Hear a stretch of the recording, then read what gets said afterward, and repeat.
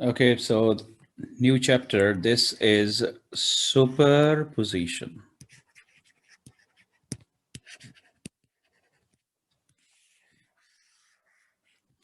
First definition of the superposition. When two waves meet at a point, a resultant wave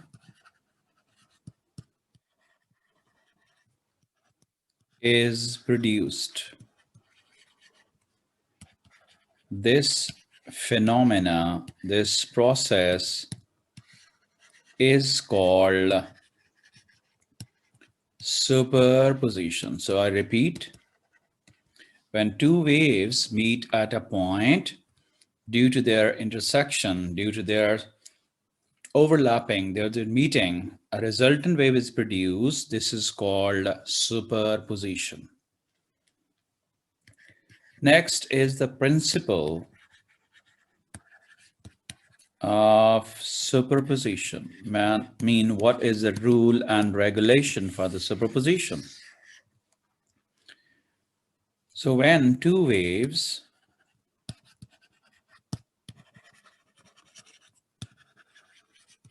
meet at a point,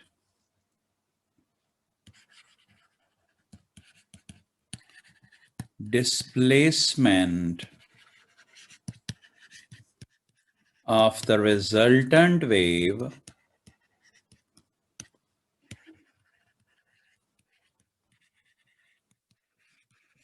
is the algebraic sum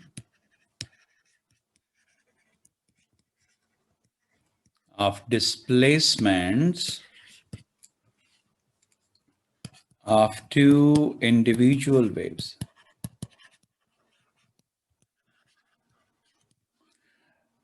For example, this is the first wave.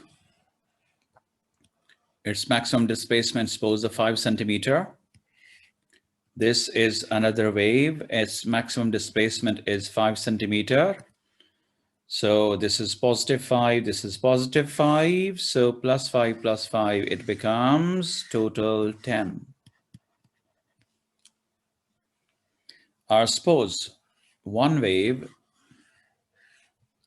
5 centimeter, and at the same point, the other wave has displacement 2 centimeter. So the sum of 5 and minus 2 is equal to 3. So we will be of 3 centimeter displacement or the amplitude. So this is the principle of the superposition. When two waves meet at a point, displacement of the resultant wave is the algebraic sum of the displacement of the two individual waves. Don't write the amplitude of the two resultant. It is displacement. Okay, next. When two waves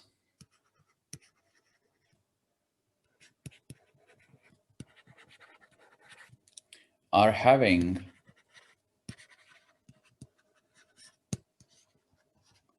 constant phase or path difference, then their frequencies are equal.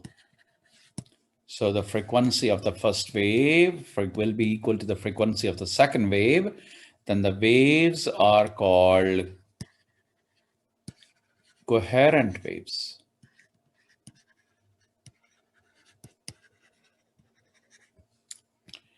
So when two waves having the constant phase difference, constant path difference, mean they have the same frequency, then they are called coherent waves. Now, superposition of two coherent waves is called interference. So this is important. Superposition of two coherent waves is called interference. Now the conditions for the interference.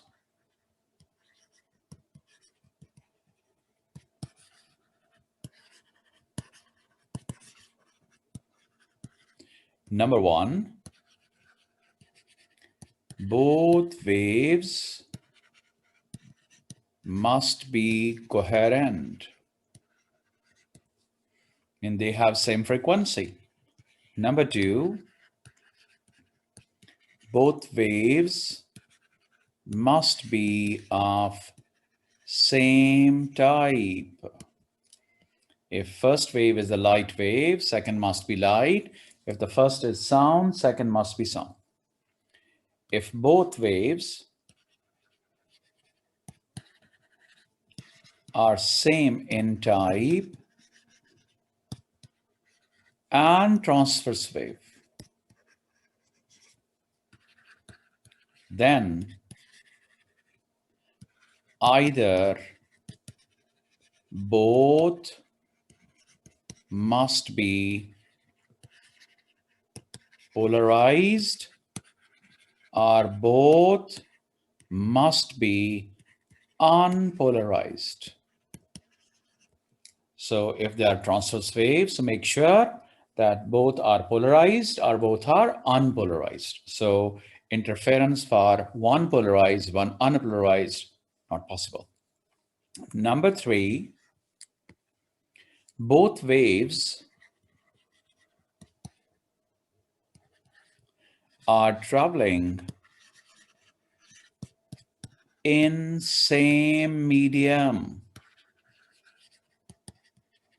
in either both in water, both in air, both in glass, and must meet at a point. So these are the three conditions for the interference.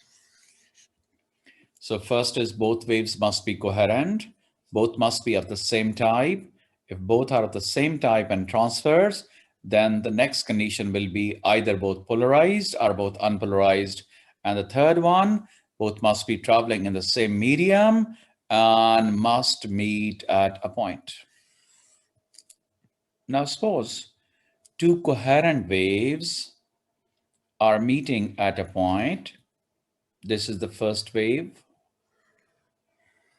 It's traveling in this direction. This is the origin. This is the source S1, and this is the point P. Now there is another source S2, which is also producing the same type of the wave, mean coherent, same frequency, and both waves are traveling toward the same direction and they are meeting at the same point. Now, one wave is producing the crest and the other wave is producing its trough. So this type of the interference, when the crest of the one wave overlaps the trough of the other wave, this is called destructive interference. Like this. This is the first wave at P. This is the second wave at the P.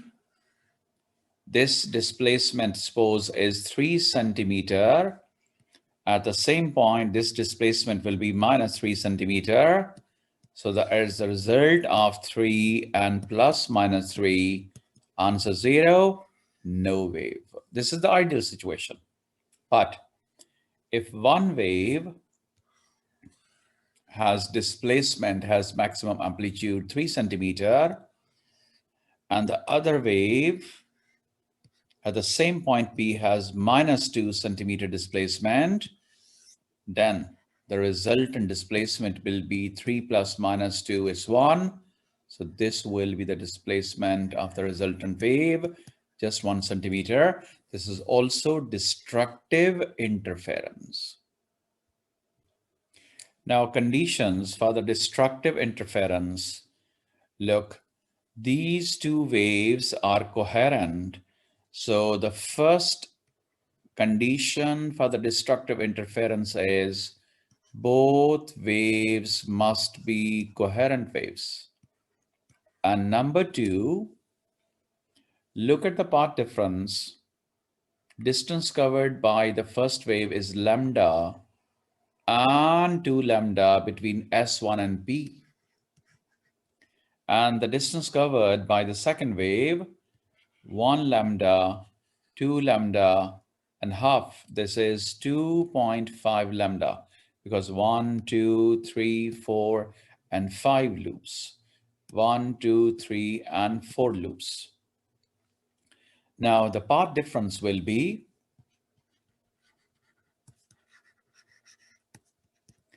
2.5 minus 2 lambda. So this is 0.5 lambda. Similarly, it will be 1.5 lambda. It will be 2.5 lambda and 3.5 lambda and so on. So it can be written as 0 plus 0.5 times lambda. This can be written as 1 plus 0.5 times lambda. This can be written as 2 plus 0.5 times lambda, and so on. So look, 0, 1, 2, 3, so on, plus the half number, 0.5. So we can write generally the path difference between two waves at the meeting point must be then n plus half lambda. So this is the second condition for the destructive interference. This is number one, both waves must be coherent, and number two, both waves must have path difference n and half lambda. Okay, now the next is suppose this is the wave, it's traveling in this direction. This is source one, this is point P, and this is another source S2, and the waves are produced like this. I mean, the wave is traveling from S1 toward this point P. Now the trough is overlapping the trough. So the first wave is producing the crest. Second wave is also producing the crest. So when crest overlap crest, or trough overlaps trough, this is called constructive interference because the displacement of the resultant wave increases like this. This is one wave. At the same point P, this is the second wave. So crest and crest. Suppose this is 5 centimeter. This is 4 centimeter. So the resultant will be 5 plus 4, 9. So this is the new wave with displacement 9 centimeter. And this is called constructive interference. Now look at the path difference. 1 lambda, 2 lambda. So this is 1 lambda, 2 lambda, and 3 lambda.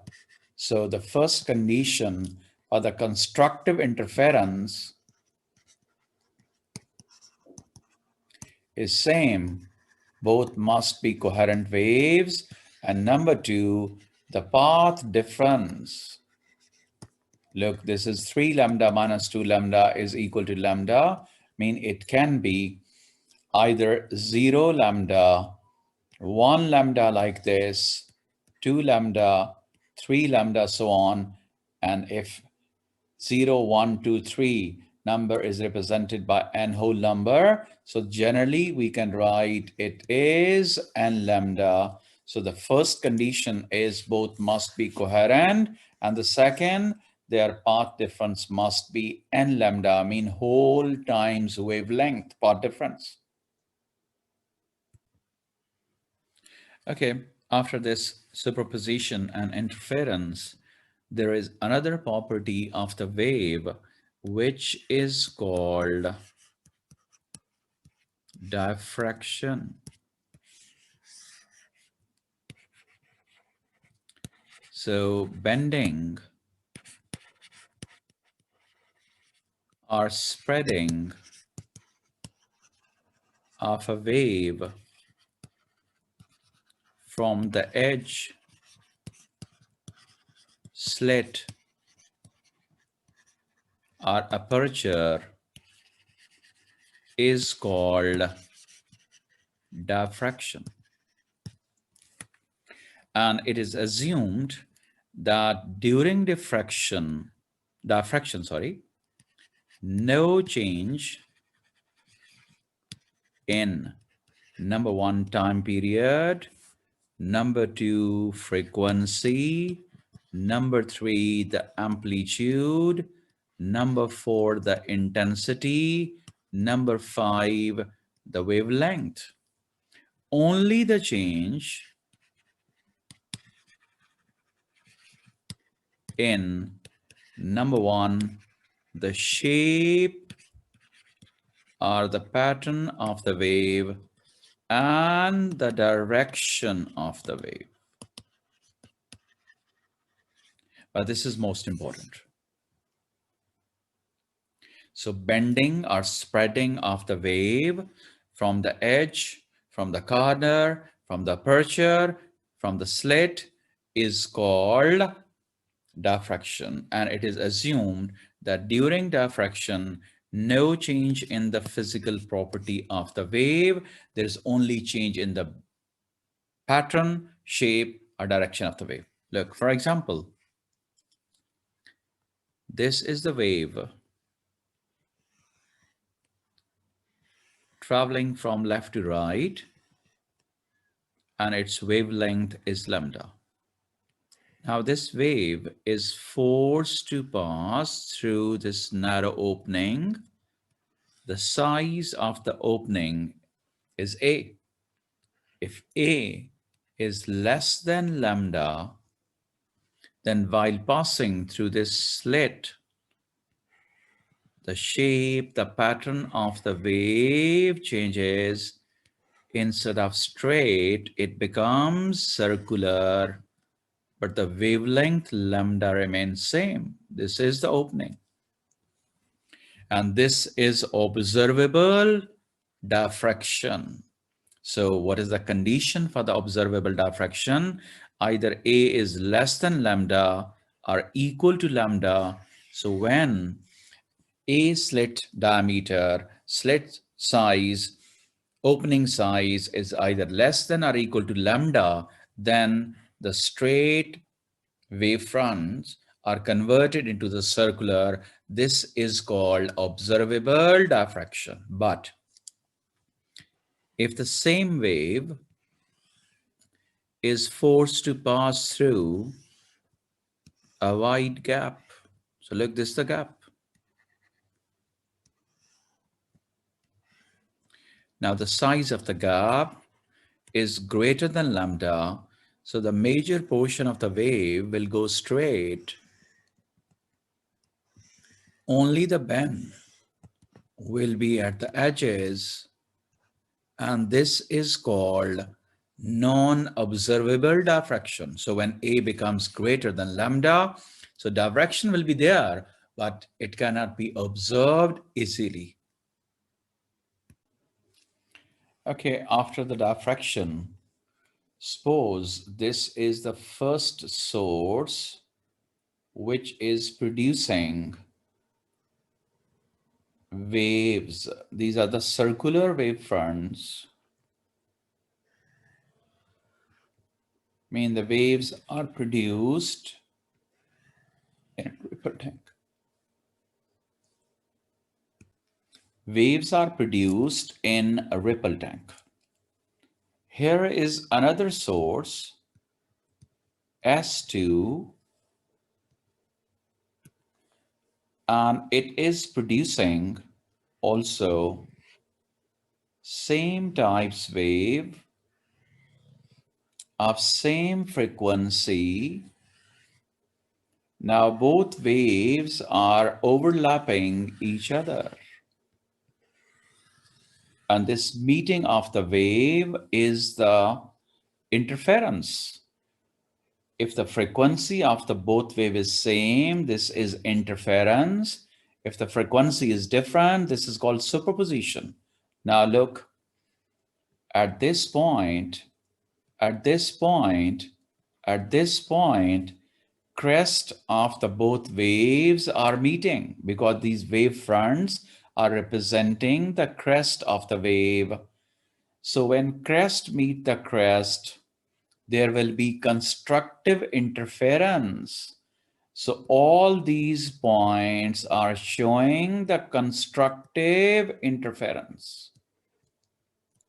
Now, a straight line joining few constructive points is this.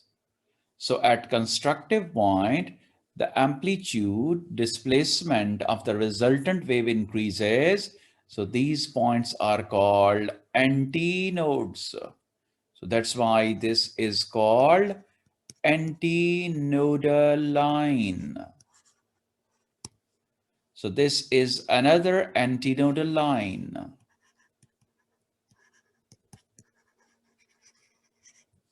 But when the trough of the one wave is drawn, for example, we draw the trough of the first wave. These are the troughs.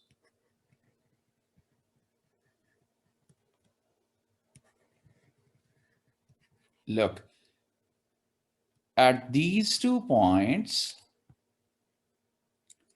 the crest of the one wave is meeting the trough here. So here is the destructive interference. The amplitude displacement decreases. And these 2 points are called a node. And line joining these 2 points is called nodal line. So when 2 waves superpose, interfere, there is a series of nodes and antinodes.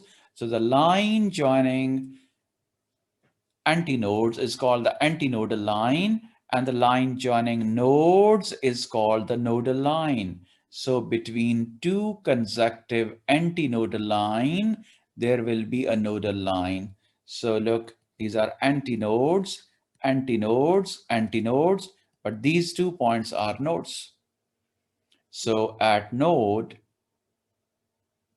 intensity decreases. At antinode, the intensity of the resultant wave increases. So this is also the interference pattern of 2 waves. Okay, now the next is double slit diffraction.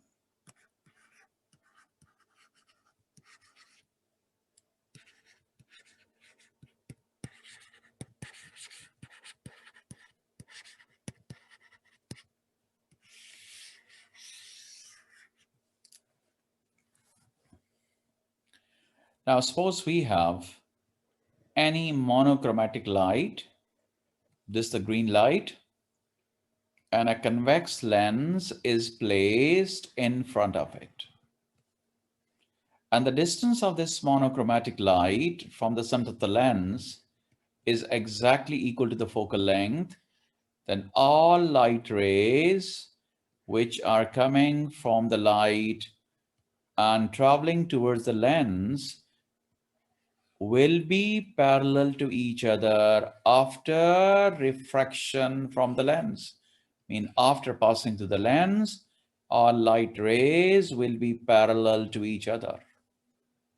So from the lens, there is refraction. Now, these light rays are incident at a double slit.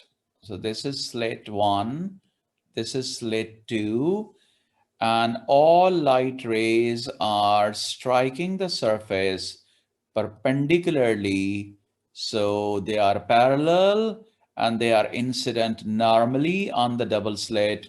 So their path difference is 0. So the path difference is constant. So incident light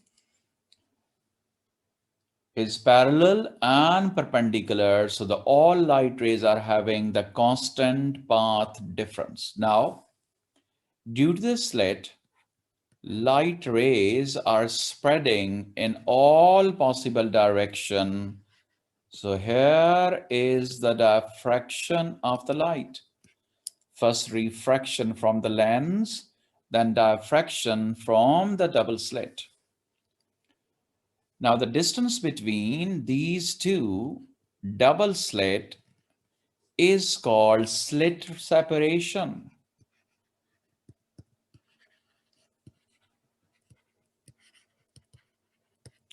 And it is represented by A, and usually it is in the order of 0.3 millimeter to 3.0 millimeter. And then at the distance of capital D meter, a screen is placed.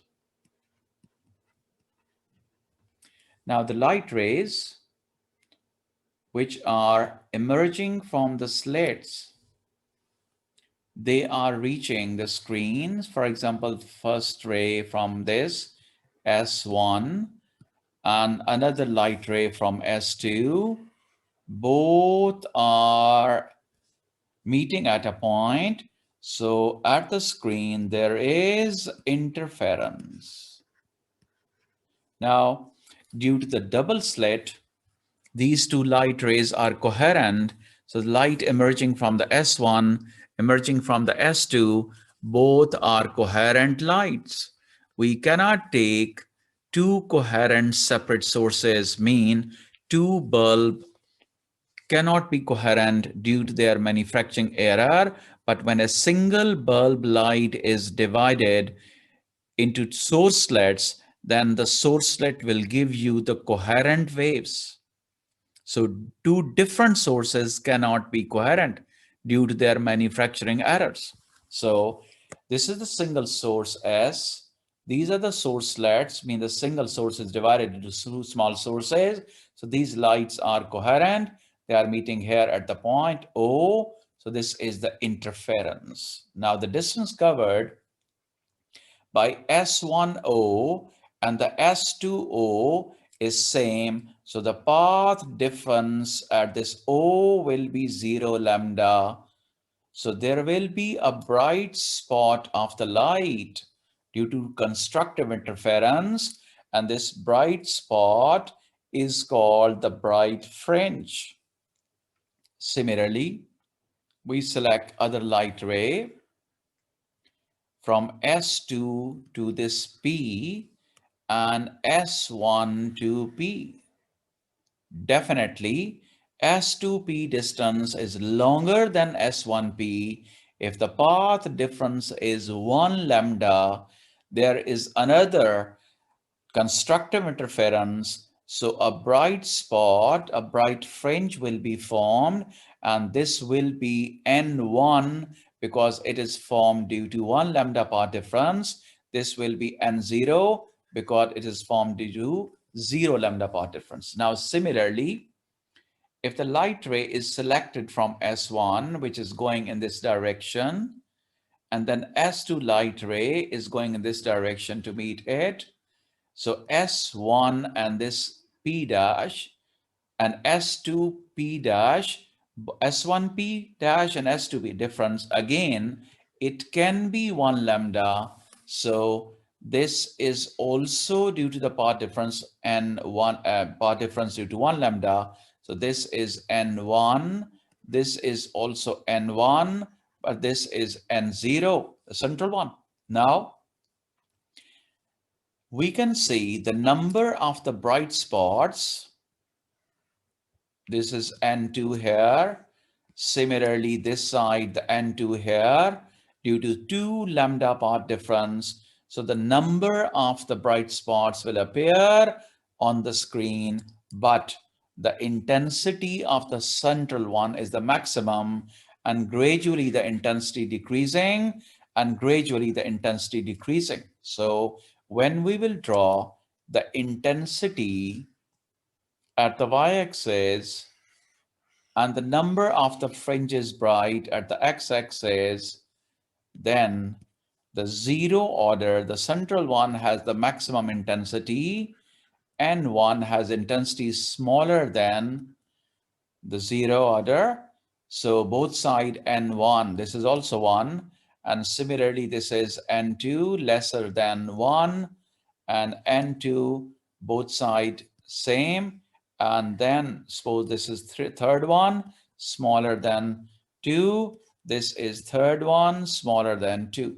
So we can draw the graph between two bright spots.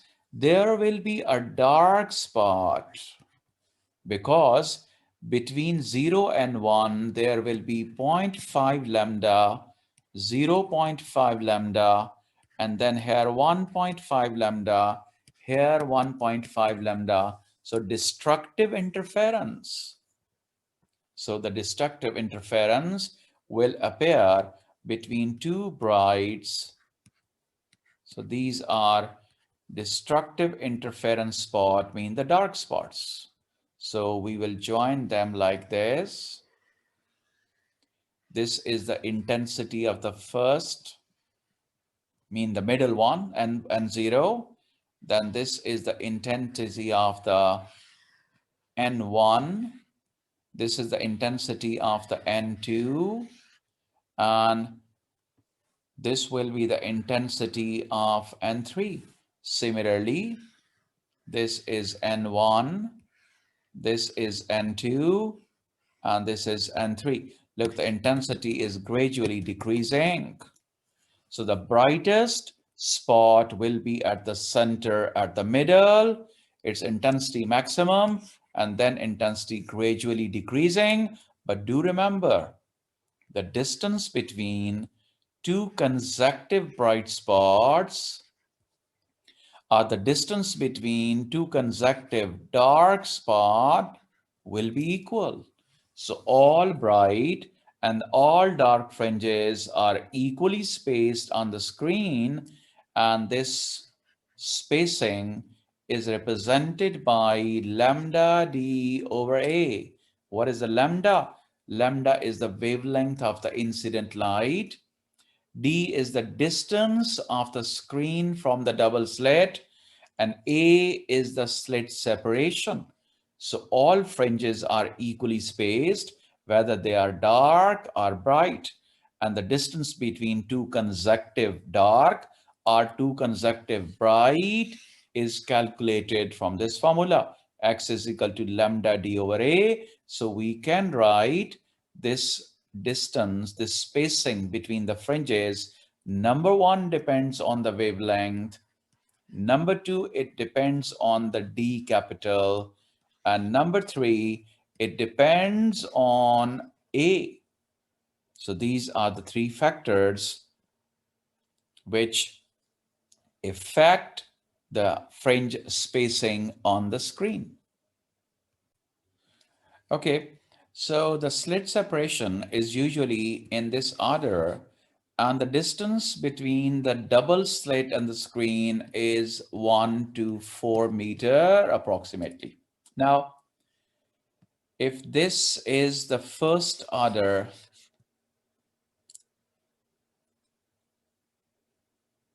this one, the first order, and this is zero order bright spot, so this distance is X. Mean the distance between two consecutive bright fringes is X. It's equal to lambda d over A. So the first factor is X directly proportional to lambda. So when we will increase the lambda, it will increase the spacing. So due to increase in the spacing, the intensity of the bright spot will decrease, because intensity is inversely proportional to d square. So the spacing will increase between both dark and bright, and the bright spots will become less bright now. They will lose their intensity by increasing the wavelength. Similarly, look at this. If the distance of the screen from the double slit increases, it has directly effect on the X. So X increases, means spacing increases. When the distance covered increases, definitely the intensity of the bright spot will decrease. And look at this number 3. If slit separation increases, then spacing decreases. Both are inversely proportional. When the spacing decreases, less distance covered by the light, so the intensity increases. So when spacing increases, intensity decreases. So these are the 3 factors. One is the wavelength, other is the distance, and the third is a slit separation. Now, suppose we keep the distance between these 2 slits same from their centers, and we increase the diameter of the each. Diameter of the both slit increases, keeping the central distance constant. So what happens? When the diameter was small, only small amplitude wave was passing through it. When the diameter becomes double, so the high amplitude is passing through it. But X is kept constant. It has no effect on lambda. So no effect on D, no effect on A. Mean we are keeping the A constant. We are keeping D constant. We are keeping lambda constant.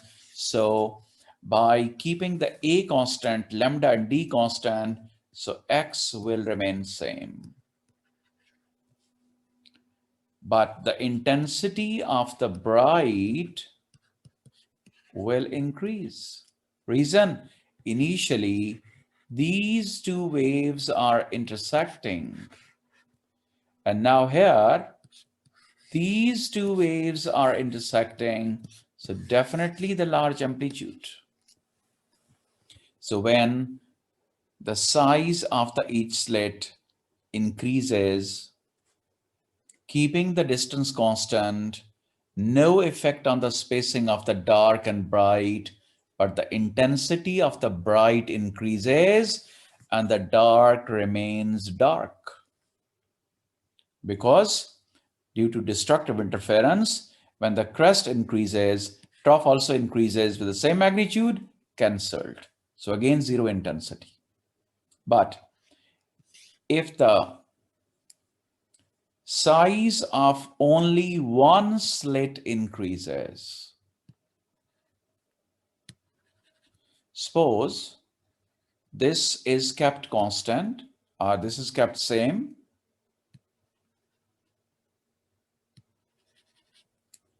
and only this slit increases, this one.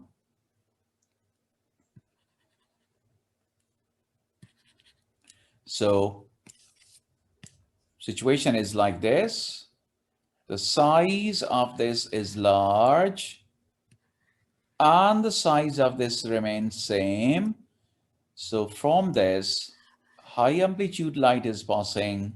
From this small amplitude, from center to center, the A is kept same. So X is equal to lambda D over A same, D same, lambda same. So spacing between the fringes will remain same, but bright becomes more bright. I mean, the bright fringes will become more bright because now this is higher amplitude wave. This is smaller. So this is 5 centimeter, this 1 centimeter. It becomes now 6 centimeter instead of 2 centimeter. But there will be a problem with the dark. This 5 centimeter trough cannot be cancelled with the 1 centimeter crest. So no effect on the spacing of the dark fringe, but the dark spot will lose its contrast, mean it becomes little bright because instead of the zero intensity, there will be a small intensity. So when the size of only one slit increases, no effect on the spacing. Bright becomes more bright due to constructive interference, but the dark fringes will lose their contrast. It becomes little bright, small bright. So this is the effect of increasing the size of one slit. Okay, the last point of this, if this monochromatic light is replaced with the polychromatic, mean white light, which has 7 color, then due to different wavelength, x is equal to lambda d over a. The spacing of the each lambda will be different. So on the screen, the central spot will be white and the rest of the fringes will be colored. For example, this is N1. So red will be here, violet will be here. Because x directly proportional to lambda, red has longer, greater wavelength. Its spacing will be large. So it will be far from the center. But the violet wavelength is small. So it will be close to the center. So the rest of the color will appear here. So the center will be the white and all other fringes will be covered in these fringes which are appearing at the top of the center. Red will be at the top, violet will be at the bottom. But when we look at the fringes down the zero, suppose this is 1, so this will be the violet and this will be the red. So red will be far from the central due to the longer wavelength and violet will be close. So the red will be at the bottom, violet will be at the top. And look at this. This is N1. This is also N1, both sides of the zero. So here red at top, here red at the bottom, because the red keeps the distance greater from the center due to its longer wavelength. So the central fringe will be the white and the rest of the fringes will be a rainbow spectrum. And the color will appear according to their wavelength. So longer wavelength light will appear far from the center, both sides, up and down.